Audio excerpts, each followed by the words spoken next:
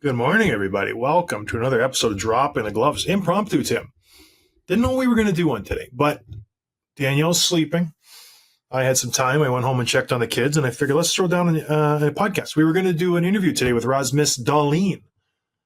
And as it would happen, providentially, he canceled. Why did he cancel, by the way?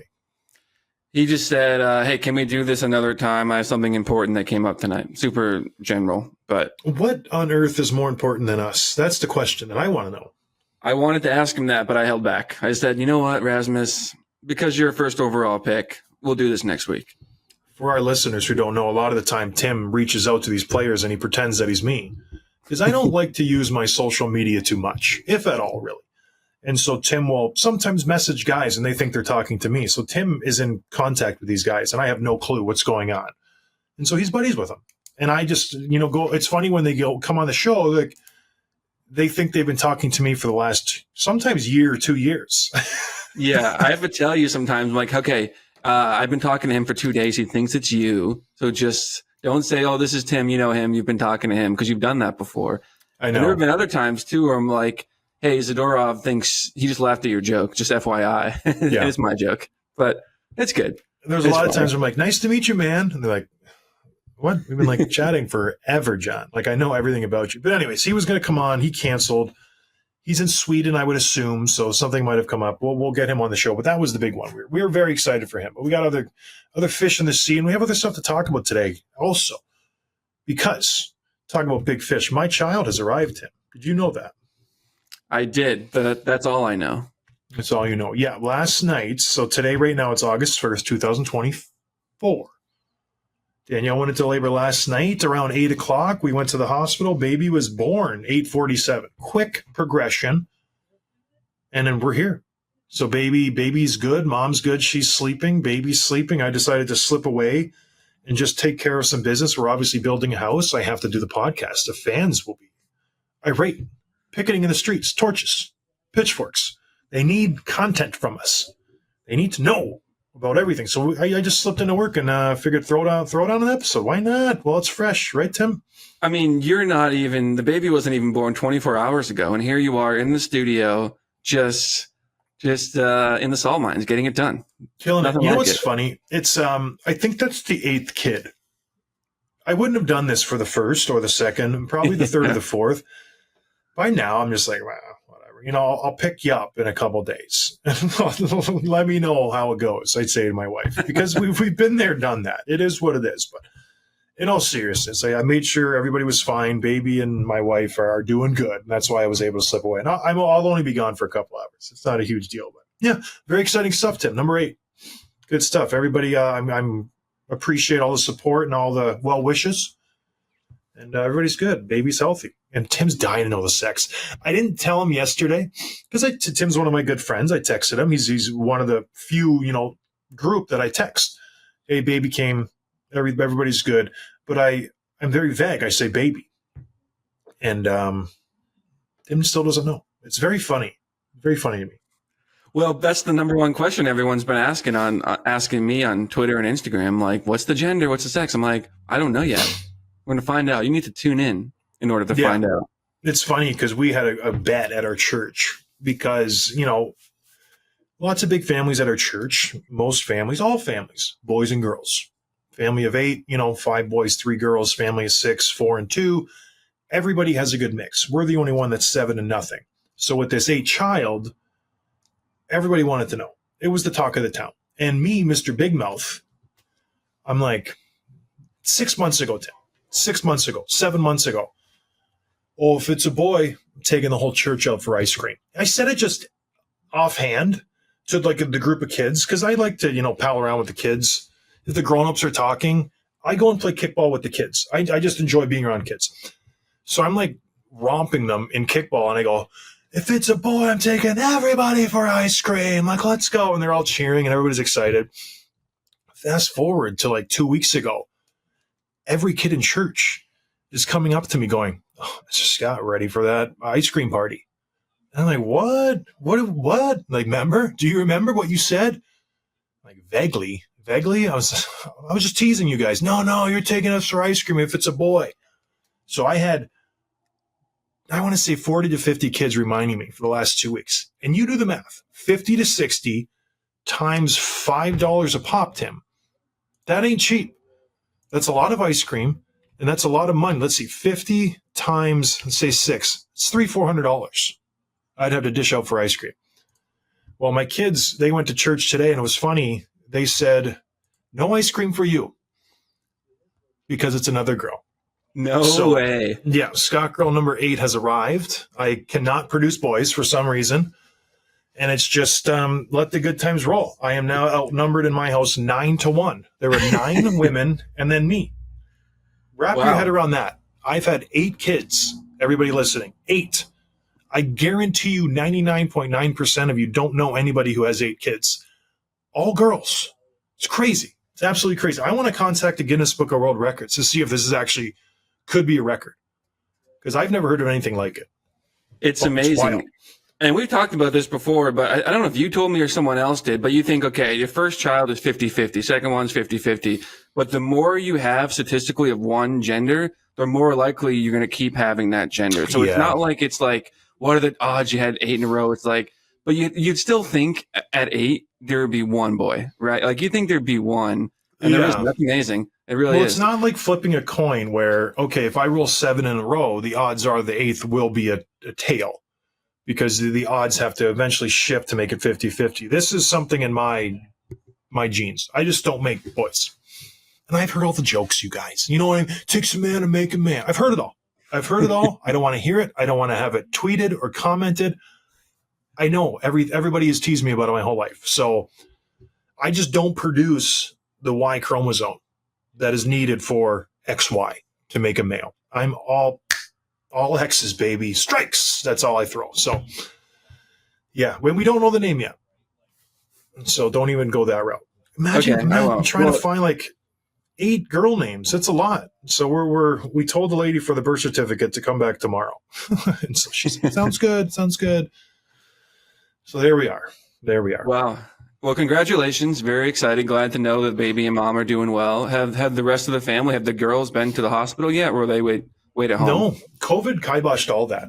You cannot have people in the room. You can have one person visit. Well, they say 2, but I'm a visitor, technically.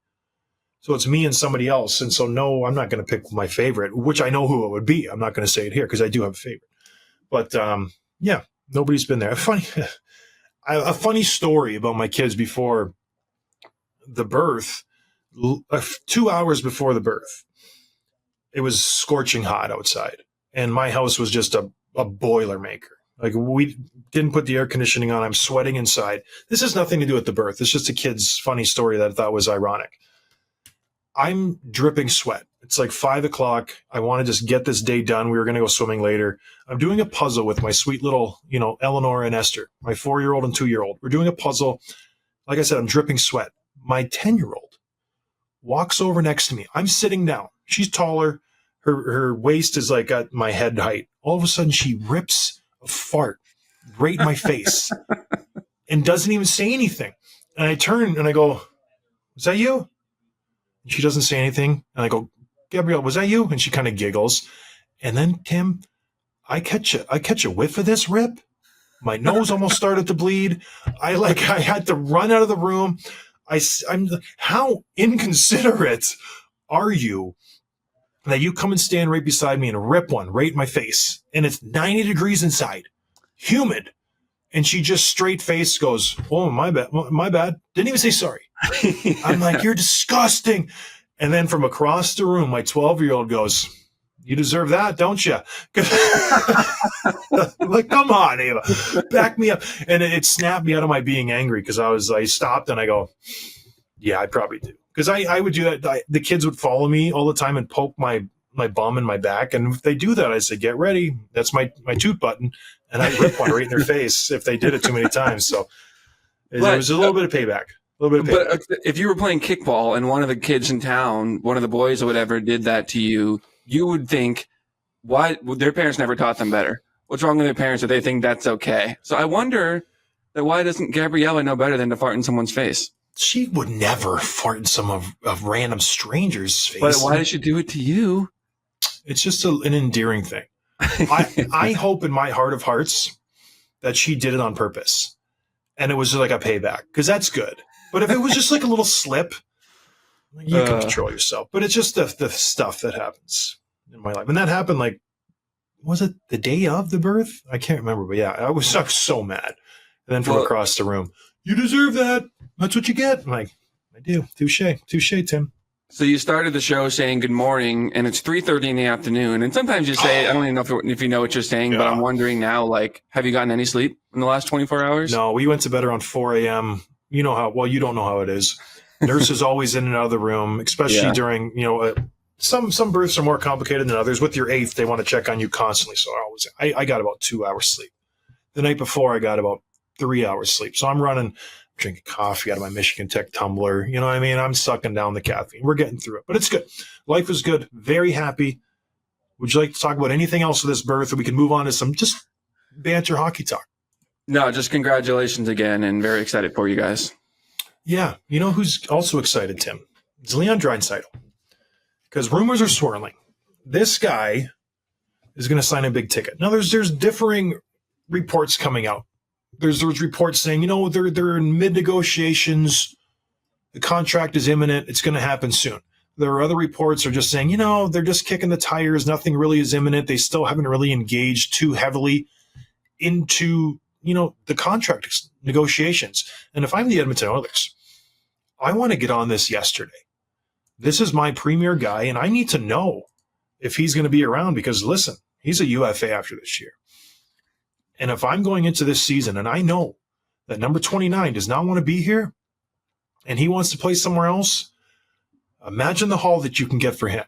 But that's another conversation for another show. This show, we're going to proceed forward as if he's going to sign. And what is that number? Because right now he is on the most team-friendly deal in the NHL right now. This guy makes $8.5 million. And maybe he's the third best player in the league. Maybe he's the fourth. He is a very dominant force out there. When he is on, he is as good as anybody else. So the question I pose to you, Tim, if there's a deal done in the next, month before the season, what does it look like? What's the amount that he signs for? Dollar amount. Because McDavid makes 12.5. The cap's going up.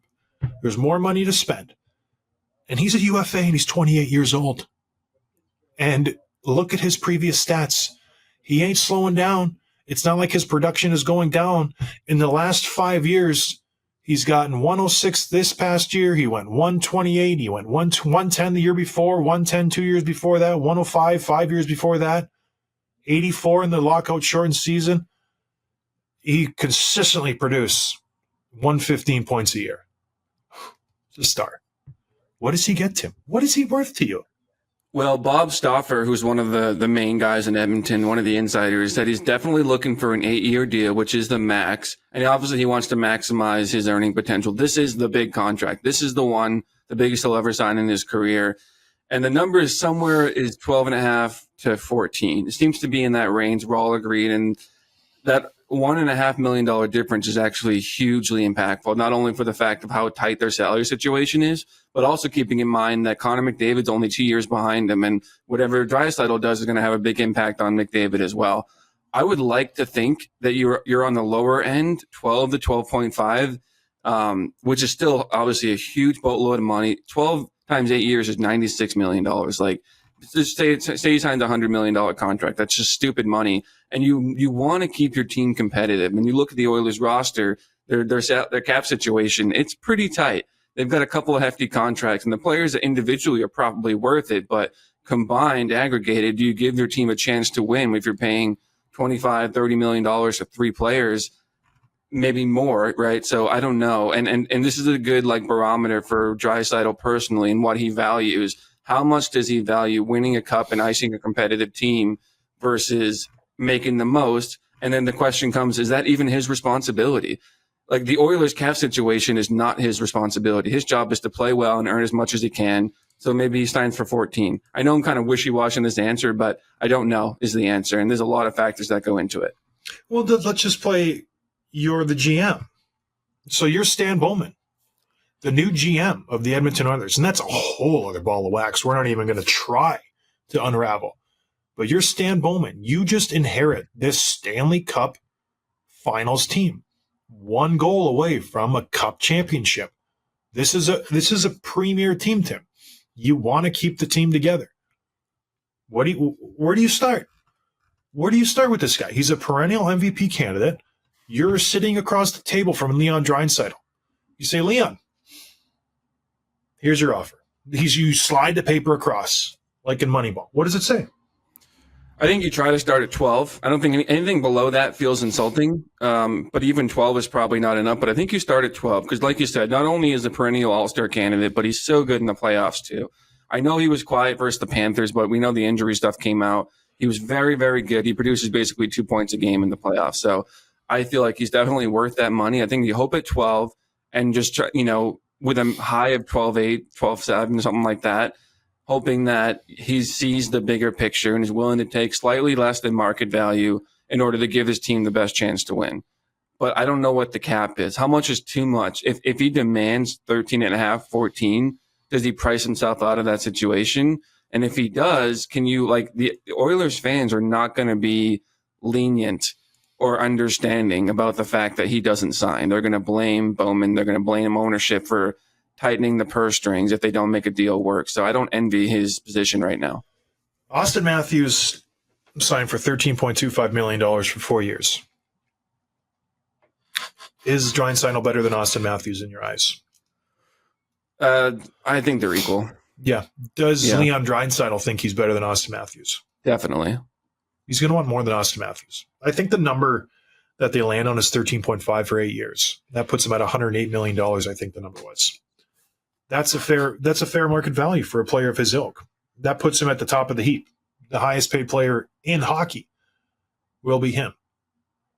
So just say that's the number they land on. That's a fair number. Just say they land on 13. We'll split the difference, split the baby between you and I. $13 million. It's a fair number for 8 years.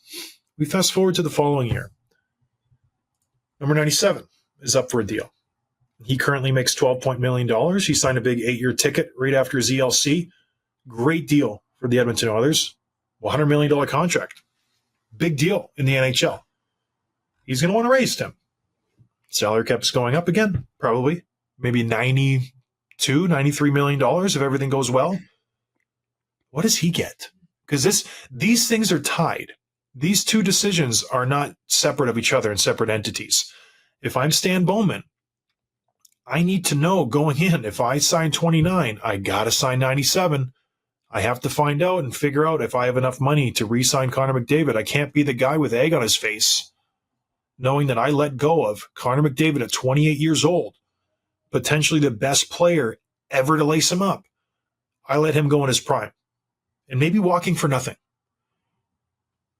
So I got to know if I can re-sign him. What is McDavid's number then, Tim? If Draisaitl's at 13, you better damn believe he's going to want more than 13.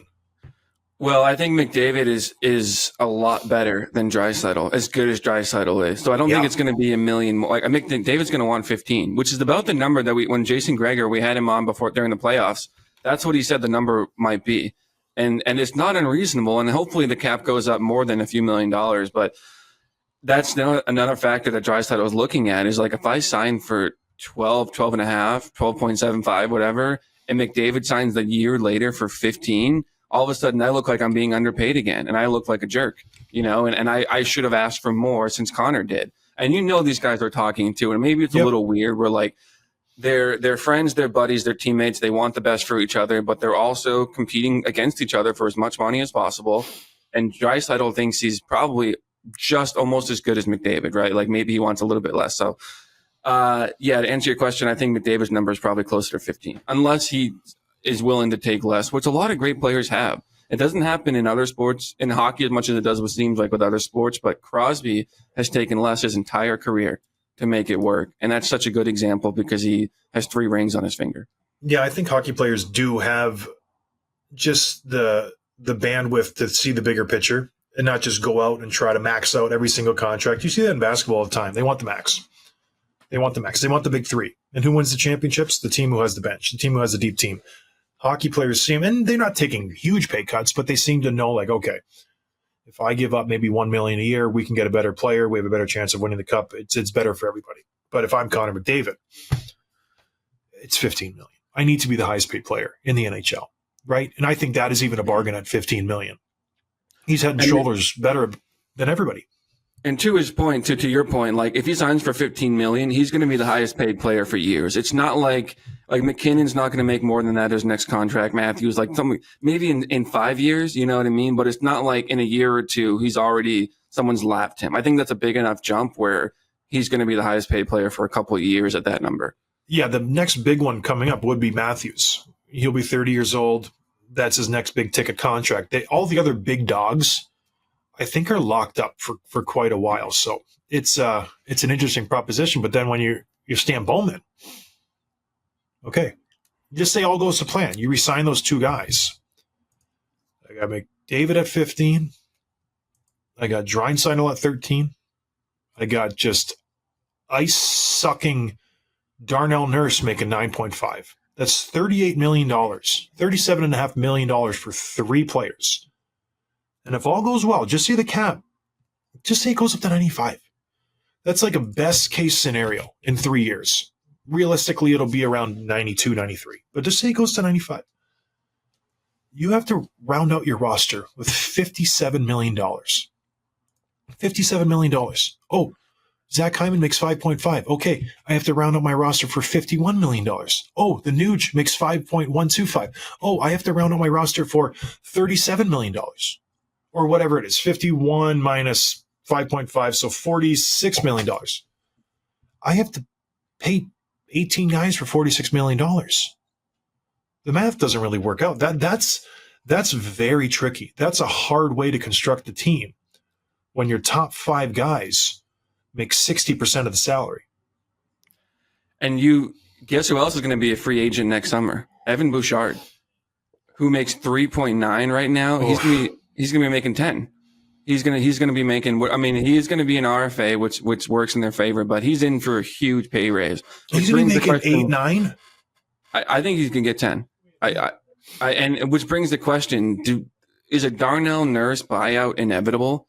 You would think so, right? Like, especially not even counting Bouchard, does bringing in Draisaitl at the number that he's going to want, does it necessitate a buyout for Nurse maybe next summer? You know, where you can swallow another year and then you have a 3-year buyout that gets some cap relief. Cause he's just not worth the money that he's getting paid. And he's a good player, right? Like he's an NHL player. He's a top pairing defenseman. He's not a $9.25 million defenseman. And that's a problem. Sometimes these deals don't work. You look at Chicago and Seth Jones. Makes 9.5. It just doesn't work. You know, you swing, you try. Darnell Nurse just happened to hit the open market, or he was an RFA when he had the greatest regular season ever, and he was just killing it. He was fantastic. His plus minus was through the roof. He was offensive highs in every category, and he really played well. And he was rewarded for it, $9.25 million for 8 years. So good for him, but it's something has to give. You have to either buy him out or you have to give up Evan Bouchard, or you can't re-sign one of the top big guys. And then not to mention Cody Cece's a UFA next year. Yeah. He's going to want, what, 9-10 million, right? He makes 3.25. Isn't that wild? Whoever signed that deal deserves a raise. That's like a crazy deal. But it's just a going rate. If you have superstars, and we've seen it crush teams time and time again, unless these teams can sign these guys for, team-friendly deals, it will crush your team. When I was with the Blackhawks, Stan Bowman, well, it was his predecessor, Dale Talon. He managed to get these guys to buy in to the bigger good. Listen, if you take a little bit less, and this was a negotiation tactic with Taser and Kaner, if you take less, I can go get you a Marian Hossa. I can do that. If you take less, we can go get a Versteeg. We can go get a John Madden. We can go get these guys who we will need to win Stanley Cups. And Johnny and Taser sat down and they both took less. I think they took identical $8 million deals or something like that. So they did it. And look at them now. They each have 3 rings. And you look at recent champions, every guy seems to take a sacrifice or a pay cut, or the GM is shrewd and he signs somebody under value and he eventually turns into a star. It just is a going rate of what happens in the NHL. So can you win with two superstars? So far, the answer is no. Well, I think one of the things that factors into this, which is what makes this run so important that they went on, is you went to Game 7 of the Stanley Cup Finals. Yeah. And, we had talked for years on this show about the fact that they're wasting their career and their potential by not even getting into the playoffs or not having a good enough team to win around. The last 3 years, partly because of their favorable matchups against the Kings, they get out of the first round 3 straight years. And this year, obviously, like I said, one game away from winning the Cup. That changes the mindset of the players where you start to feel a little bit like, okay, maybe we're only a piece or two away. Maybe we're like a puck bounce or so away, as opposed to the fact that they didn't. If they had lost in the second or even the third round this year, it eliminates or reduces Draisaitl's chances of re-signing because it changes how he thinks about his chances of winning a ring. So I think the fact that they won means that they know that this group has potential, that they're good enough to win, and they came close to proving it. So I think that probably works in their favor. Well, this is the case of when you look at Florida, who they played, they have superstars. When you look at the contracts, they line up almost perfectly. In Edmonton's case, you have Draisaitl, McDavid, and Nurse. They eat up around $35 million, or they will, potentially. In Florida's case, they have Barkov, Tkachuk, Reinhart, and Ekblad. 4 players that eat up 35. Don't forget Bobrovsky, though. Well, I'm just going with the forwards. It's an even contract scenario, and the numbers are right there. And then you add, Florida has 3 premier forwards: Barkov, Tkachuk, Reinhart, and then you have Ekblad, who makes 7.5, and he'll want to raise, but he's better than Nurse. But anyways, it's all semantics. We don't know what's going to happen. I just think it's a very interesting situation that Stan Bowman has found himself in. He walked into an enviable situation, going to the Stanley Cup Western Conference finalist Edmonton Oilers. But when you pull away all the glitz and glamour, you go, oh boy, I have a lot of big decisions that need to happen now. And the same thing happened to Brad Trevelyan when he went to Toronto. You inherit this great situation in Toronto, all these great things that could happen. But boy, oh boy, you have to make a big decision soon. And if you miss, you're done, my friend. You're absolutely done. Just say Stan Bowman negotiations don't go well with Leon Draisaitl. And Leon goes, I'm out. I don't want to be here. I don't like what you're selling me. The year afterwards, McDavid, you think McDavid's going to stay if Draisaitl's gone? Whew. I don't think so.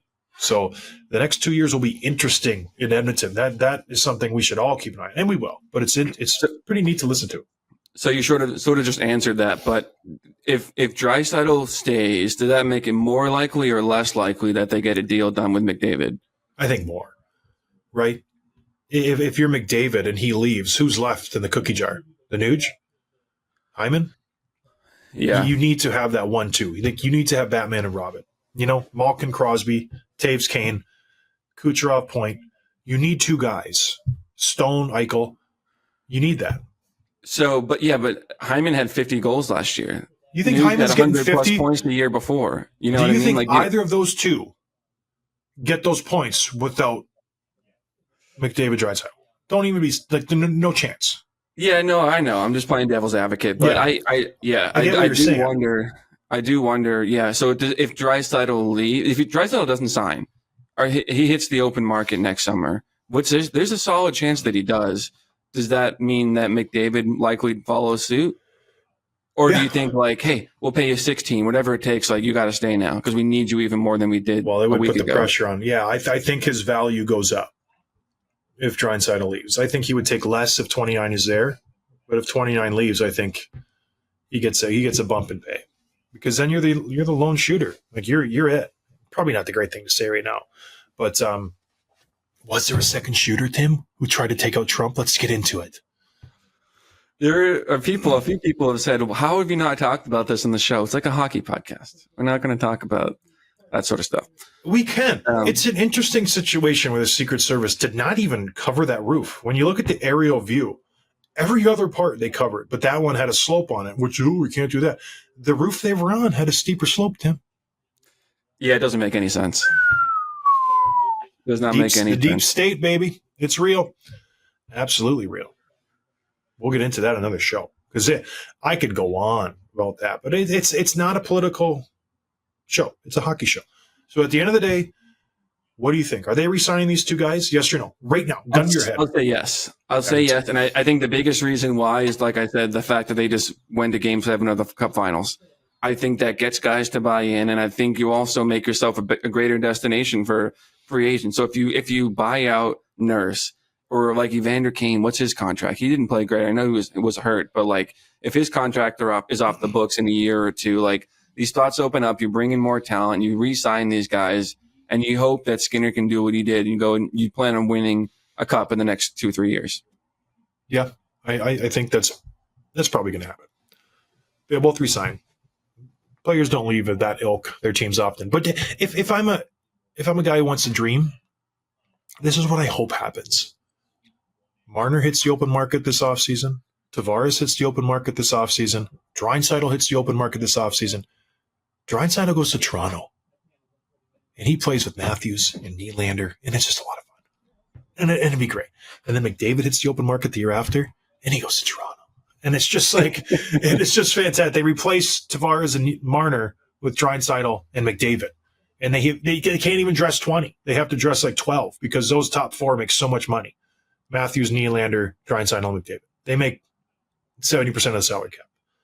But you got to play 40 minutes a night, guys, just to make this work. Hope that's okay. Imagine the power play, though. Yeah. Guy can dream, though, right? They still wouldn't have a puck-moving defenseman, but it would just be fun to watch. Crazier things have happened to him. And Evan Bouchard hit the open market. He goes to Toronto. And Evan Bouchard goes to Toronto. And they all take a pay cut. And Toronto still loses to Boston in the first round. Can I get some props? Everybody thought Marner was going to get traded. Everybody thought he was going to be moved at the draft. Everybody thought he was going to be moved at the free agency. Everybody this and that. He's going to be gone. There's no way. I was one of the few people who said, this guy's going to go back to Toronto, and he's going to play out the season, and he's going to leave for nothing. Can you give me a little bit of kudos? Because he hasn't been moved, and I don't hear many rumors. The only rumors I hear is he's going to re-sign. I don't think he re-signs. I think this guy walks for nothing in the offseason. Anything, Tim? You're 50% right. There's a two-part prediction. The first is that he doesn't get traded this summer, and the second is that he leaves for nothing next summer. And the only other option is that they trade him at some point of the season of a deadline, which is probably very unlikely. So far, you're 50% right. Yeah. I like it. It'll be a while before we figure out for sure. All right, moving on. Some other news. Jeff Marek, the guy who pretty much scuttled my NHL career when he just got me voted into the All-Star game. Him and Greg Wyshynski, Puck Daddy, they devised this scheme to get me voted in. Well, he got fired from Sportsnet about a week and a half ago, 2 weeks ago. I'm good friends with Jeff. I think he's great. One of the most knowledgeable hockey minds out there. Him and Jason Greger, those guys are encyclopedias when it comes to this hockey history, hockey knowledge. Everything goes through their head and it sticks. So a report from The Athletic says beloved broadcaster Jeff Marek was fired from Sportsnet for revealing draft picks to friends before they were announced publicly. Marek, quote, Marek had come under scrutiny from the NHL during the first round of the draft for allegedly revealing to a friend which players' teams were drafting moments before those picks were publicly announced. According to league and media industry sources, the NHL shared concerns about the situation with the Nevada Gaming Control Board, which probed further, according to multiple sources briefed on that investigation. What are your thoughts on this, Tim? I don't think I really understand this situation because I've heard what you just said, and I've also heard that this is not something that can be gambled on. You cannot win any money on this, which means no one stood to gain by this, which means he didn't do anything wrong. Or if he did, technically it was illegal or against the rules, but it happens in every sport.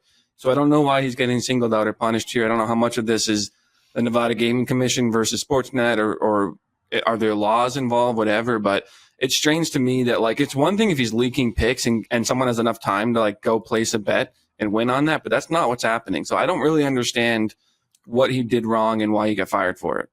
Well, I don't know. Yeah, I don't know how the Nevada Gaming Board ties into this, but there is value in being a hockey insider, quote unquote, knowing things before the general public knows, being able to break news. There is value in that. We've seen people make careers out of it. Elliot Friedman, friend of the show, Frank Cervalli.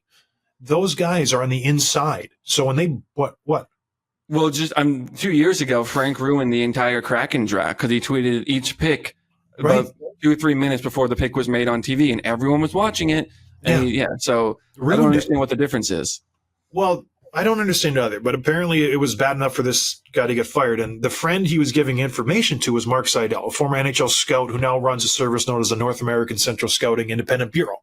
So maybe that builds up his company, this and that. They've known each other for years. But during this draft, Seidel correctly predicted several picks on Twitter. Like he was light years ahead of everybody else, which prompted concerns that Marek was informing Seidel who those teams were picking. So, I guess you live and you learn, and you got to know better. But I don't see the big deal in this. I don't know why they're coming down on him so hard.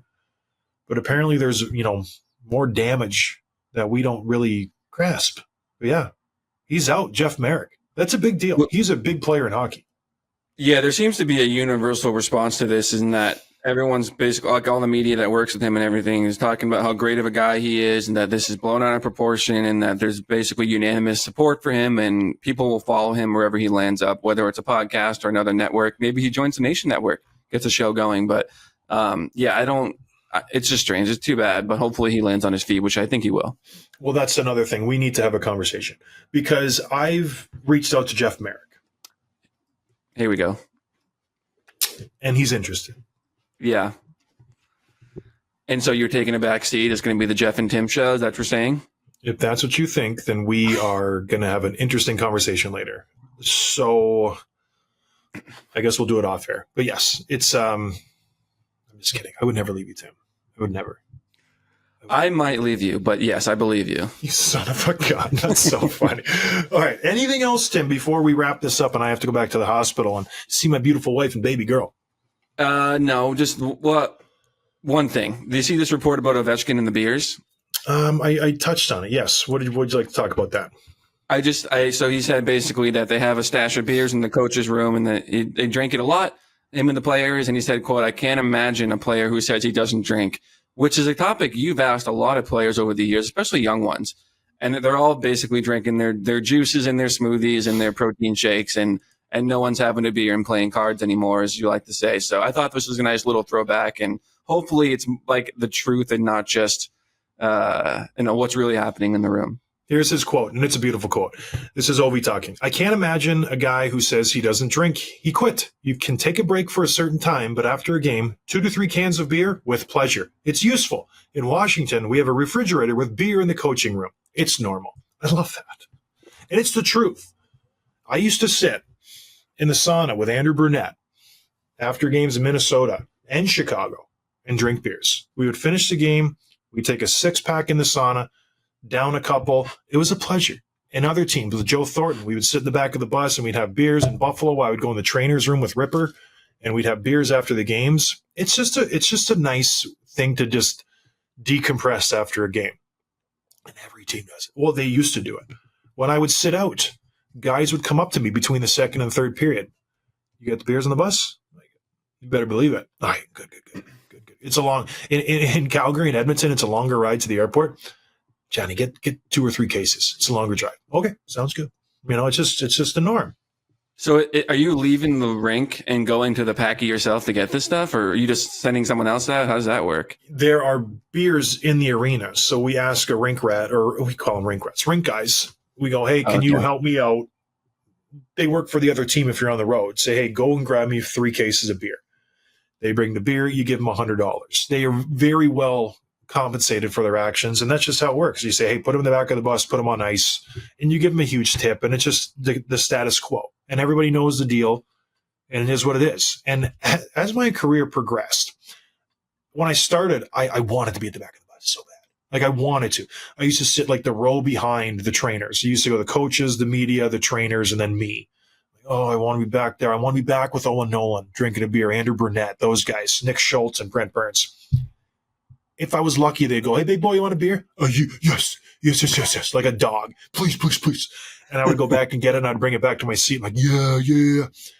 As the years went on, I went further back, and then I was in the back. It was fantastic. But I noticed less and less guys were drinking beer. And so it's just like by the end of it, in San Jose, we had a very veteran team. The young guys wouldn't even come back. So it was just like there was a disconnect of the young guys to the old guys. It would be McMead, Jumbo, Pavs, Scotty Hannon, Mike Brown, Coochie. We were all back there. But then the young kids wouldn't drink. So you could tell the changing of the game that was happening. These guys would have their shakes out. They'd be watching game tape right away after the game. They'd be on the phone. They wouldn't be talking to the teammates. It was such a weird dynamic to go through. So it's nice to see Ovi still holding the tradition because it's fun. Beer's fun. You're not getting drunk. You just have a couple socials. And I use Guinness. That's what we used to drink on the plane. It's protein. It's good for you. It's a nice thing. So good for Ovi. He's going to get that record. He's going to do it.